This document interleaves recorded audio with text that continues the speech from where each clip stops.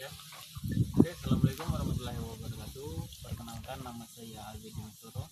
Saya dari UT Bengkulu dengan NIM 0500888854. Oke, untuk menyambung dari pembicaraan kami di tugas 1 kemarin, sekarang kami menyambung tugas 2. Masih bersama dengan Abang siapa, Bang? Masih Abang Fahri kemarin. Selaku dia yang punya pembibitan sawit di Bengkulu Tengah ini ya, Bang ya. Nah, ini Bang kita nyambung pertanyaannya kemana Bang? Kalau kemarin kan kita tentang apa namanya itu dari mana bibit sawit. Nah, sekarang tuh lebih ke perhitungan biaya. Pertanyaan ini kami rangkum tadi cuma 5 pertanyaan lebih atau berat itu. Nah, iya. Kita uraikan dikit-dikit lah. Nah, kita langsung aja Bang ya. Ya, langsung aja. Mau jangan juga. Nah, yang pertama ini saya mau nanya kayak total biaya bahan baku dan biaya persediaan pembibitan selama 1 tahun. Misalnya kayak bahan bakunya berapa atau kayak biaya persediaan, kayak biaya yang tidak menentu atau ada barang-barang yang selama 1 tahun itu berapa kira-kira? Kalau untuk totalnya mungkin banyak ya. Coba dicatat aja. Kalau misalnya bibit itu 30.000 ya, rata-rata 30.000 per tahun. Dari 30.000 per tahun itu eh, kita pesan sampai ke sini rata-rata 15.000 harganya. 15.000 ya, Yo, berarti dikali 30 ya, kali 15. kurang lebih 450 juta. Itu baru bibitnya, Baru ada bahan bibitnya. bakunya, belum polybagnya Belum lagi ya. pupuk. Pupuknya itu kira-kira 100-an dalam 1 tahun. 100. Kalau untuk biayanya kira-kira berapa? Kita pakai DGW, bukan promosi ya. Nah, kualitas dan kepentingan. Untuk biaya per tahun itu 75.000 dikali 100 700 ya, 700 ya, 75 juta ya. 75 juta ya. 75 jutaan. Terus polybag itu dalam 1 karung masih 600 satu karung. Sekarang Untuk 30.000 itu kita butuh 20-an karung. berarti dikali 60 ya. Dikali 625 kan kalau nggak salah. Semuanya itu ya. 625. Jadi belum tambah pupuk kandangnya. Pupuk kandangnya kira-kira kurang lebih 250 karung. 250.000 per karung. Karungnya Karungnya 250.000 250 karung. karung cuman karung. Tapi kalau harganya itu di harga 14.000. 14.000 ya. 14 14.000. kali 250 ya berarti ya. Terus Sekitar ditambah biaya listrik, biaya air, itu sekitar anggaplah ya ada di atas 15 jutaan. 15 juta ya. Nah, ya banyak. Ya lumayan. Ditambah lagi tanah. Kalau kita ambil dari luar itu satu truknya 250 sampai 300. Biasanya ngabis berapa tahun? 10.000 itu bisa 10 truk. 250 ya. Kalau 30.000 ini, kalau 30.000 berarti 10 truk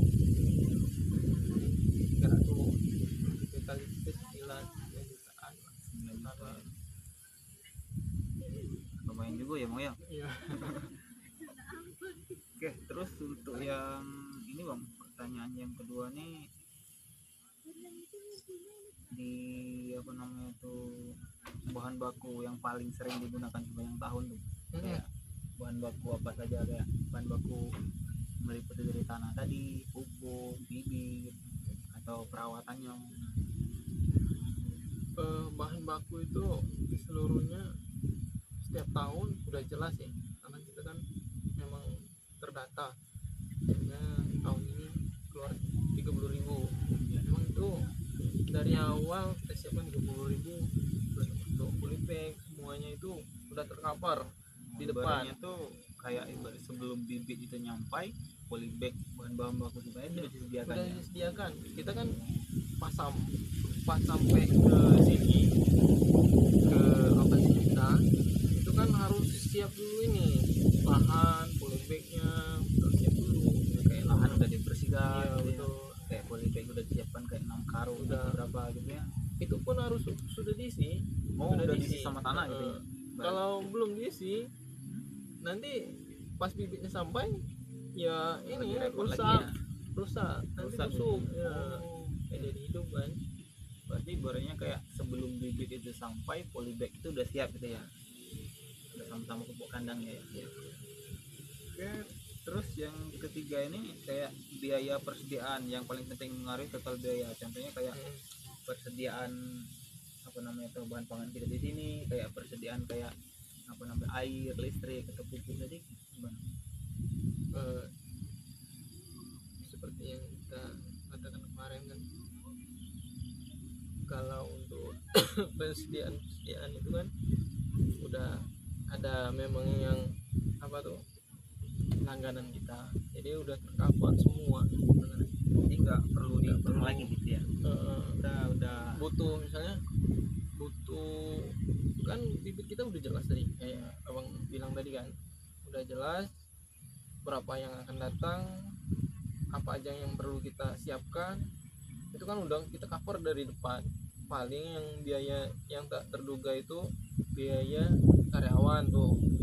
Biaya karyawan itu bisa ya kalau keadaan tidak memungkinkan bisa 6 orang ya kan, itu paling yang kos yang kalau nggak bisa dihitung. kalau untuk biaya karyawan tuh dihitungnya per orang gitu, Per orang. per hari juga biayanya gitu. Rata-rata ya ada yang per hari, ada yang per bulan. Per bulan itu ibaratnya memang karyawan tetap gitu. Karyawan kalau butuh dipanggil gitu ya. Kalau yang harian itu kalau butuh dipanggil gitu. Ibaratnya kalau mulibek kan nggak setiap apa tuh sepanjang tahun mulibek terus kan. Jadi sebelum sampai itu udah kita mulibek paling makan waktu 2 minggu gitu. Jadi itu harian aja karena butuh cepat, butuh Makanya orang biar ramai. bibit tadi nggak busuk gitu Iya. ya. Oke, terus ini bang, di sistem pembelian ini kan ada sistemnya kayak per tahun, ada juga yang bertahap. Itu lebih enak yang bertahap, orang belinya kayak paling ada yang beli 500 dulu bibit, atau langsung sekaligus per tahun diambilnya semua itu. Lebih enak yang mana kira-kira? Itu pastinya sekaligus ambil semua. Oh, berarti yang itu ya per tahun ya. Jadi Lebih efisien ya. iya lebih efisien. Yang pertama kan keuntungannya karyawan kita nggak sibuk ngurusin nyiram lagi, petik lagi ya kan. Untuk yang sekarang kan udah sistem inden kan, pesan dahulu baru diambil setelah keluar label. Jadi rata-rata untuk siap panen mereka itu udah mau ambil semua dari 2 bulan sebelum label keluar, itu udah menghubungi kita semua. Sebaliknya kita juga menghubungi mereka kan, Pak gimana jadi enggak ini. Kiranya kalau nggak jadi baru dia kayak Iya. bertahap ya. Itu juga kan permintaan ini banyak.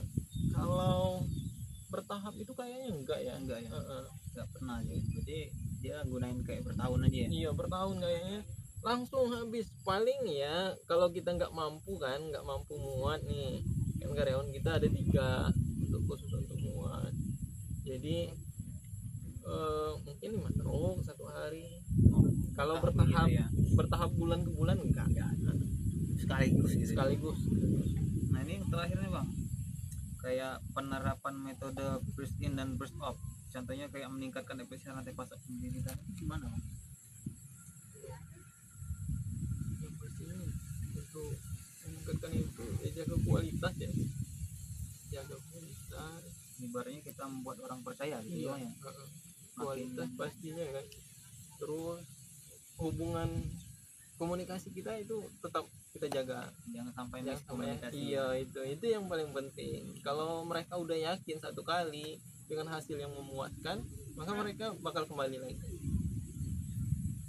bang, mungkin itu saja bang 5 poin itu yang mau tanyakan di apa namanya itu tugas atau praktikum yang kedua ini. Yep. Selebihnya saya mohon maaf kalau ada salah kata ya bang ya. Mungkin terakhir saya ini bang, Sama-sama. kita main-main. Sama. Abang juga kayak gitu. Mohon maaf kalau ada salah kayak gitu. Oke, baiklah teman-teman, mungkin ini saja yang bisa kami sampaikan dengan Abang Fahri tadi. Sekian, terima kasih. Wassalamualaikum warahmatullahi wabarakatuh.